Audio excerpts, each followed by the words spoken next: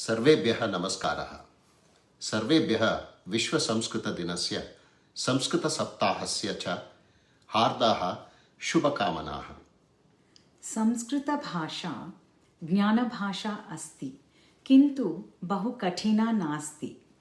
स्वल्पेन प्रयत्नेन वयं संस्कृतेन सम्भाषणं कर्तुं शक्नुमः।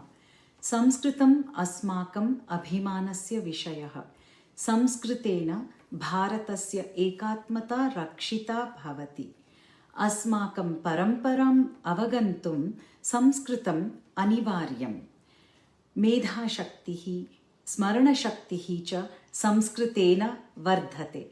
अतः सर्वे अपि संस्कृतस्य अध्ययनम् अवश्यं कुर्वन्तु इति निवेदनम्। अधुना तु पठनार्थं बहवः उपायाः सन्ति। तेषाम् उपयोगं कुर्मः चेत् महान् लाभः भविष्यति। वदतु संस्कृतं, जयतु भारतं, जयतु संस्कृतं विश्वपोषकम्। धन्यवादाः। धन्यवादाः।